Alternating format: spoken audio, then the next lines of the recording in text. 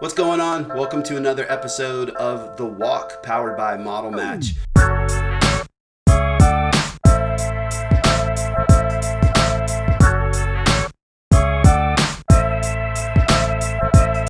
Okay, we pulled this one together pretty quick, and we had a chance to sit down with former FEMA Administrator Brock Long. And here's maybe a quote or a story that'll give you an idea of the topic.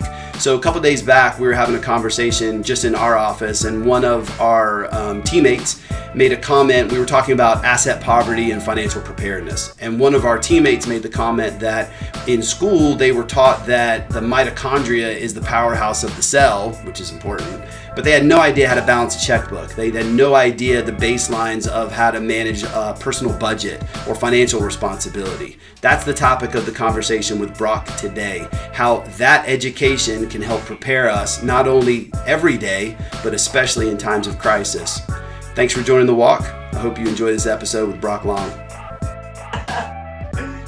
Oh my Lord. What's up, Brock Long? How you doing, Eric? You hanging in? We're living in crazy times, aren't we? I know you well enough to know that I can tell you're not getting a lot of sleep. Yeah, it's been interesting. I'm as the former FEMA administrator, I'm glad I'm not managing and owning this one, but on the private sector side, our business, we support a lot of the state and local governments that are having to go through this and run incident command for their jurisdictions. So it's just been nonstop, but it feels good to be in the fight. Well, I can't imagine. I know your phone's got to be ringing off the hook, and it's I feel fortunate to have a relationship with you, so I can pull you into 10 or 15 minutes of talking about something that you and I honestly. What we're going to talk about today is something that you and I talked about years ago. This isn't a new conversation for lots of people, but definitely not for either one of us. And I don't remember where it started. Maybe it was I think there might've been a youth group that I was supporting or you were supporting, and we were talking about it. And, your role in emergency management, obviously you're trained not only to support preparedness, but also mitigation. I think what happens a lot for the average citizen, me, is that I don't hear people like you unless there's a crisis. When there's a crisis, when there's a hurricane or a tornado or a fire, I hear from my state emergency management folks. I hear from the Brock Longs of the world. But when we're not in a crisis, I don't really hear anything, and I kind of don't want to, right? Like I just assume not hear from you in that period of time. But that's part of the problem, right? Because that then eliminates the preparedness part. So what you and I've talked about a lot is fiscal responsibility and financial preparedness. So maybe talk a little bit about your experiences, your thoughts there, and then let's just go back and forth on it.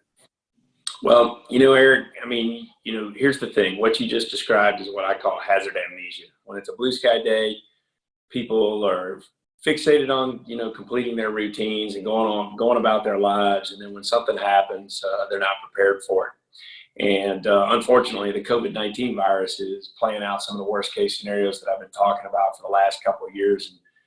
And I did my best to highlight a lot of the issues while I was at FEMA, during some of the most extraordinary times that agency's ever seen. But largely, disasters are becoming more complex, and the vulnerability of citizens is increasing. We're not getting better at it because we don't have a true culture of preparedness, and that's something that I've really been trying to focus on.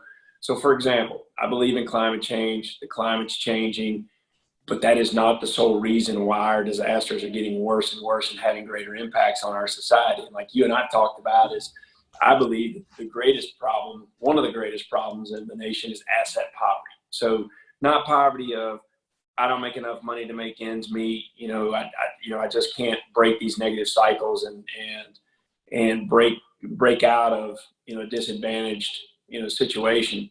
It's asset poverty where I haven't done the due diligence of saving 3 to 6 months worth of operational cash in a bank account. Nobody's ever taught me how to invest. Nobody's ever taught me the power of compound interest. Nobody, has ever taught me how a mortgage works. Debt, how debt can absolutely just stop you in your tracks, from excelling in your career. And what we're seeing is that there is more of a demand upon the Federal Emergency Management Agency to render aid because of asset poverty, not just an increase in disasters of the magnitude or the size of those disasters. So let's hold that thought for a sec. So you just said a lot, and I was taking a few notes. for a lot of the folks that I'm connected to in the industry that we support, real estate finance, mortgage banking, I listened to, and you may not know this name, but I listened to some videos recently by Barry Habib, who's a really well-known consultant in our industry, across financial services in general. And he was on a video this week where, one of the things he was talking about was this is an opportunity for loan originators who really, the good ones act as a consultant and advisor, a financial advisor of sorts to those that are purchasing homes.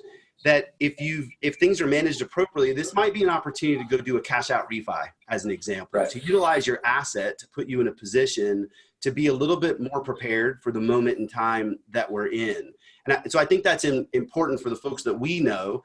This is an opportunity to support the ones that maybe have made some good decisions along the way. But let's talk about the ones that aren't quite there yet. So I know that 3 to 6 month thing is something that you hear a lot. Have 6 months worth of cash reserves to cover your overhead.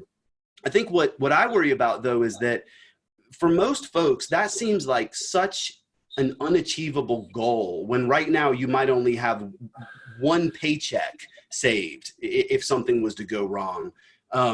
Do you think that we almost need to hit the reset button on how we're educating the youth and other folks on things like that? And maybe we start with a smaller goal and just take the first step? Well, most definitely. And so here's the thing, Eric. I mean, come on. When you go back into your high school days and even in college, did you get any understanding of how a credit score worked? Look, you were in here the other day. You were in here the other day, made a comment, and one of our folks said something that was both sad and funny all at the same time. She said, in high school, I learned that the mitochondria was the powerhouse of the cell, but I didn't know how to budget or balance a checkbook. Right, exactly. Now, I will say I was fortunate to grow up in a family where my mom and dad were very diligent with money and taught me how money worked. But what we've got to be able to do is go back and, through not only our education system, but, outreach, community groups like YMCAs, like you support, church and religious organizations, how we start to teach fiscal responsibility, financial stability. So you brought up the mortgage industry in which Model Match works in, right? Here's the problem that I saw as FEMA administrator. So a lot of people do have the ability to save money, but they're highly leveraged. They drive the right car. They live in the right house. They are maxed out on their credit. And unfortunately, if you look at some of the statistics in this country would say that 70% of Americans, even though they make a great salary, can't put their hands on $500 cash. Mm-hmm. Well, what that translates to is they're also cutting back on needed levels of proper insurance. Well, insurance is the first line of defense, not FEMA. So what we witnessed during, say, like the California wildfires, we witnessed senior citizens struggling in retirement, where they were being told by family members or other people in their community, hey, pay off your house, let your fire insurance lapse, you'll have a couple $100 extra bucks that you can use in retirement. Then the wildfire comes, now they've lost their greatest chunk of assets, of wealth, and they're homeless. And now everybody wants FEMA to come in and make them whole, and that's not what FEMA is designed to do. The other thing is that you see other bad behaviors, particularly like with national realtors. I went to the National Realtors Association and said, hey guys, stop advertising that it is a benefit that this house doesn't require FEMA flood insurance through the NFIP. Okay, that's stupid. If you live in an area where it rains, then your house can flood for a variety of reasons, regardless if you're shown in a special flood hazard area or not. And first of all, do you even know what a special flood hazard area is? Most realtors don't know what a special flood hazard area is. They just know to sell a house because it doesn't require insurance. Well, your house can flood if a city doesn't maintain their drainage properly. Your house can flood if there's new construction. New construction creates, a third of the flooding that we see and have to deal with at FEMA. And so any house can flood, but that's not what we're teaching people, and how to protect their wealth. And that their wealth is tied up in a mortgage or in a house or in the equity of their house per se. So I've really been on this rampage of going, hey, look, it's one thing that the climate's changing and creating things, but honestly, FEMA's business model is being exploded because people are living in asset poverty. We got to do a lot to correct this over time. And in my opinion, asset poverty leads to pathetic politics and we're trying to Band-Aid it rather than going in and saying, hey, how do we get a community's collective credit score to start climbing? rather than decay. So let's remove FEMA for a moment, which is really hard for you to do because that's obviously foundationally who you are. But right. You know, we both have boys. Let's be dads for a moment. How do we change that culture of preparedness? What do you think are some of the steps that could take place locally, you know, various municipalities, states, maybe at a federal level, maybe not, to start to change that culture of preparedness like you described? Well, you know, with my boys, I always tell them that they can learn how to speak publicly and do it with confidence and learn how to write operationally. They can go anywhere and do anything. But they also have to have the money and the capability financially to go when they're called upon. And you can't just up and move to when a new job comes up and across the country. You've got to be able to learn how to, you know, work ethic, earn money, but also be responsible with it. You know, there's a lot of different schools of thought. You know, I'm a big fan of Dave Ramsey, you know, Financial Peace University. I'm a big fan of, you know, potentially the 80-10-10, you know, where you tithe 10%, you know, save 10%, live on the 80%, but you probably need to be saving more than that 10%. But that's a simple rule. And you can teach kids, you know, those simple lessons. But the problem is that we've had so many generations, in my opinion, of parents now that have gone through that have never really understood money to where it's not translating to our kids. And we got to help them break those cycles. Now, if you look at, I believe that sometimes, you know, city leaders and state leaders don't look at the right data sets to understand the true health of their community. Mm-hmm. So what if we could peer in, Eric, to a community's collective credit score and see if it's trending up or down? If it's trending down, like we live in Hickory, North Carolina, if the collective credit score of Hickory, North Carolina is trending down and has been for the last 5 years, well, that means a couple of things. Crime is probably going up. Customer service is going in the tank. There's an eroding tax base that you're going to have to deal with. So there's going to be more demand on government services with less tax money coming in. And I'm not so sure that that's a place I want to live in. But if we could correct it and we could start to collectively get out through community groups and organizations and churches and schools, and over time teach people, you know, fiscal responsibility and financial resiliency, what if we could get that credit score up? What if we could help people, provide them free credit counseling and make a couple simple phone calls, Eric, to help elevate their credit score from where it is so that they could go from a renter to an owner. And then there's ownership in a community. And then it's less likely to face civil disturbances or burning to the ground like we saw communities outside of Baltimore do.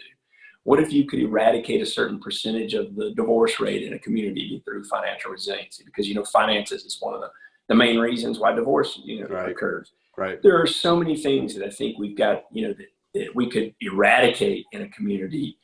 But I think we got to start looking at those data sets, Eric, and we've got to start saying, how do we correct this trend if we ultimately want, you know, our communities to improve and we become more financially able to handle the emergencies and future disasters? Yeah, no, that makes a lot of sense. You know, have you experienced or had conversations with Department of Education around things like this? Like, I'm curious what you hear, and maybe you would say to me, well, I can answer the question, but that's not where it needs to start. We get more local. I'm curious though if you've heard conversations or had conversations like that. Well, I think first that the grassroots movement needs to occur through you know, our churches and religious communities and our you know, the nonprofit organizations that are out there, because our education system's so tapped right now as it is. You know, they're being asked to do more and more and more. But I do think it is kind of ridiculous that you can graduate high school or you can enter into a loan over $100,000 or $150,000 with a great university and not be forced to take a financial resiliency class or understanding, you know, how this money works. I mean, I personally have not talked to the Department of Education, but I have talked to many organizations like OperationHope.org, you know, which is a group that is trying to put credit, you know, financial advisors, you know, for free out there in conjunction with national banks and different things. John Hope Bryant started that because he recognized the problem, you know, that's out there. But I mean, you know, to me, it's crazy, Eric. It's asinine that we can allow our kids to go to college assume $100,000 to $200,000 in debt to walk out and think that they can pay that off and they are being set up for success. It's ridiculous.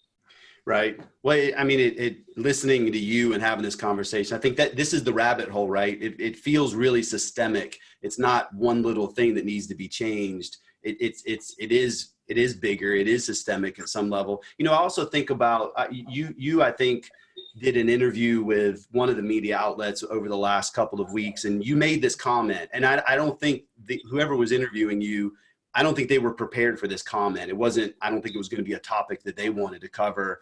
And so you only covered a 15-second snippet. And when that happens and you put it out, we should have 3 to 6 months worth of savings, or we should have assets that we can call upon when we're in time of need, so that we're not looking for the federal government to take care of us in those moments.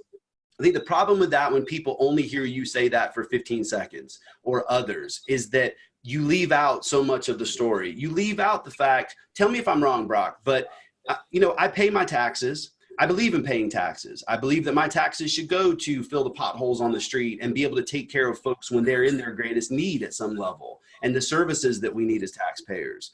However, I think part of your point is so much of our population is asset poor, but they're not income poor necessarily. So when the federal government is having to cover such a large swath of those folks that maybe didn't get the proper education or didn't have the same parents that you had, or maybe they're just irresponsible, that could be it as well. Well, then that puts us in a position where we can't support the single mom that's got 3 kids and just trying to put a roof over her kids, keep the heat on, feed them, and get them a great education, because there's no way we can expect her to have 3 months worth of savings saved up. So excellent point, Eric. The average total loan for a car right now in this country is $31,000 nationwide. Give me a break. That's $500 or a payment of $530 a month for 5 years. But yet the average salary in America is $45,000 to $50,000. So like 2/3 of a salary is basically going to a stupid car. Right. And the thing is that, you may look good, but you're not getting any return on that investment. And, and simply, if you could teach, a young person coming out of college and saying, instead of buying that awesome car with your first job, buy a car that works for $200 a month or $230 a month, and put the other $300 in an account that's earning, a mutual fund that's earning 8%. That money, by the time they become 60, will be well over $1 million if the market does what it's going to historically do. But if you keep buying these cars, which people are doing, then they're literally throwing that money away. Yeah, great point. And really just one example of probably a lot of other examples that you could mention, but also want to be careful not to be, the old dad in the room that's saying, back in my day, or why are you spending that money on a car? Which you're right. But I also think about the segment of the population that does need that support. They are going to work. They're doing the best they can. They're doing the right things. And I think that the part of the population that is irresponsible on the other side, we're then not in a position for the community to support, and whether the community is your neighbor, your state, or the federal government, to allow for those folks to get the attention that they need and that they probably deserve. So we got to increase the access to the education, the financial resiliency education for free to a lot of America. By all means, we have to do that. But the other thing too is that, we often hear groups talk about empowering women or empowering disadvantaged populations or whatever. From where I sit, for example, I hear a lot of talk, but I don't see a lot of action.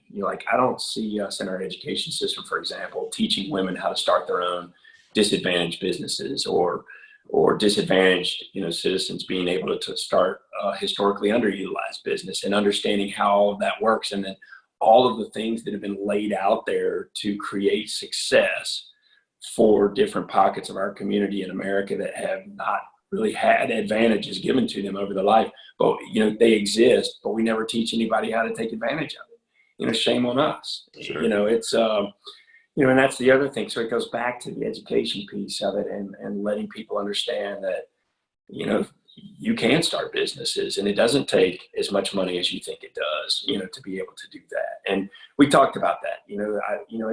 it's hard for me to name one African-American owned company in emergency management or homeland security consulting, or, it's interesting, but yet there are pass-through contracts designed to help those businesses get off the ground, but we never educate anybody on how that works. Yeah. And that's part of the problem. Well, you and I could talk about this for a long time, and we have before. And I appreciate you grabbing 15 or 20 minutes with us today to get some education out. Look, I'm a big believer in, right now you're hearing a lot about fear and panic because of what's happening, and for good reason. I do believe that a little bit of fear, though, helps support future preparedness.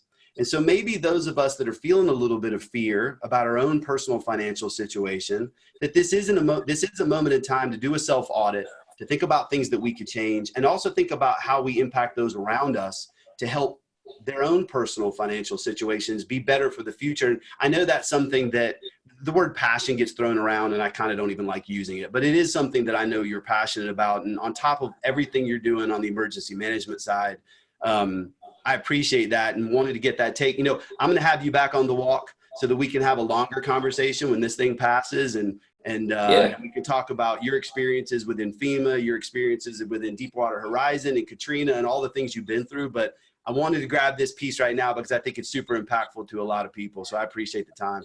Well, I think, Eric, I appreciate the conversation, that. And, but one thing I've learned being in emergency management for 21 years is that you hope that every major disaster serves as a catalyst for us to get better. But soon enough, hazard amnesia is going to creep in, and we're going to forget this virus caused so much pain in a couple of years, or we're not going to make the meaningful changes. And that's just unfortunately how we are as a society. And I hope that people will. I hate to sound like an old dad or whatever else, but I do hope that, people will take this as a catalyst to not only become more financially resilient, but also how do you protect your businesses through proper business continuity, and, and really become self-sufficient and stop relying on the federal government to provide you your livelihood. It's ridiculous. Or at the point at which where you do need that help, you've exhausted other things. You've done everything that you can in your situation. Like, isn't it similar? This thing hit and everybody ran and got toilet paper. I mean, they were preparing themselves for something. Maybe it wasn't the right thing, but they prepared themselves for something out of that fear. Let's twist that and prepare ourselves for something that's maybe a little longer term. Well, panic ensues because people aren't prepared. Or they're charting unfamiliar waters, and that's what we're doing here. Agreed. And Eric, I've been telling you, a month and a half before it really started to impact Hickory, North Carolina, was I not telling you, hey, this is going to get crazy. You better be thinking about what you're going to do for the next month and a half. You did. You had my wife at the grocery store long before anybody else was. Yeah, that's for sure. Hey, I want to throw out a quick thought to those that are listening to this. If whether you're in emergency management, or you're in mortgage banking, or you're in a different industry, if you have thoughts or comments about how you think you can help support ideas that would support your local community relative to personal fiscal responsibility and preparedness, I'd love to hear about it. Comment on our LinkedIn page. Get in touch with me directly through LinkedIn or other sites. I'd love to hear about this and maybe use this as a springboard to extend this to other talking points or opportunities. Let's use this as a chance. Look, I know that there are people throughout our industry. You take Casey over at Movement, who started a school in Charlotte and to serve a community that he felt like was underserved. Well, these are the same types of concepts, and we can all have a hand in things like that. So Brock Long, thank you for coming on the walk, my friend. Thanks for allowing me to be brutally honest with you. No, I appreciate it. Go try to get some power naps in between all the support that you're providing the country right now, my friend. You got it, brother. Take care. See you, man.